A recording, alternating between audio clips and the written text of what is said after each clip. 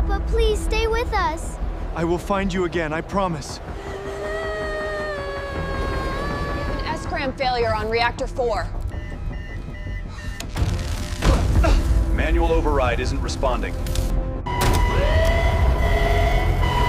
Core temperature is... On March 11th, 2011, at 2:46 in the afternoon, the ground beneath Japan cracked open.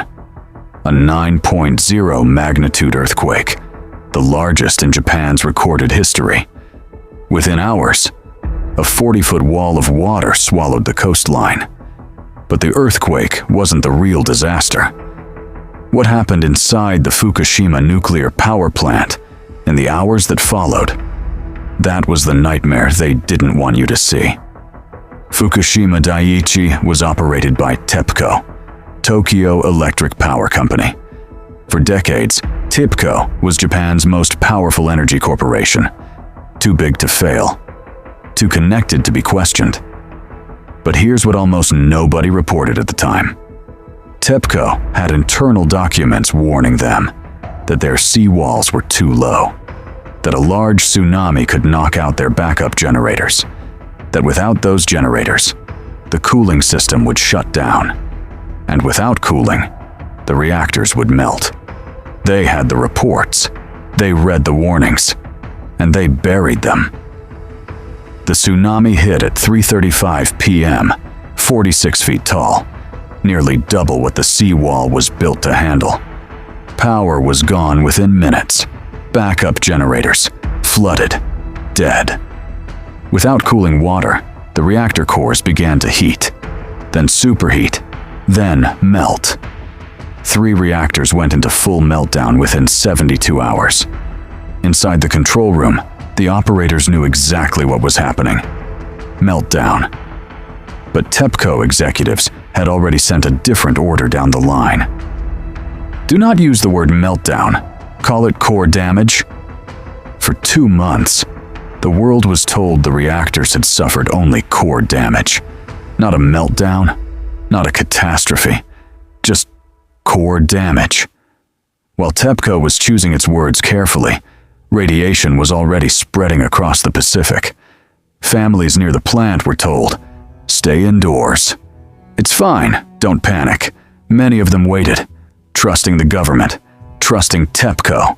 They shouldn't have. March 11th, meltdown begins. TEPCO knows within hours. Public is told nothing. March 12th, Reactor 1 explodes live on national television. The government still says, no immediate threat.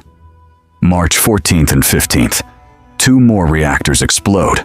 Radiation spikes. May 2011, 2 full months later.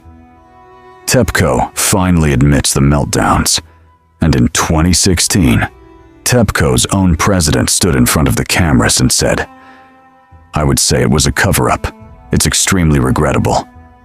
The people who lived within those miles, they weren't warned in time. They breathed contaminated air, drank contaminated water, and no one was allowed to say the word meltdown." Here's what they don't put in the headlines anymore. Fukushima is still leaking.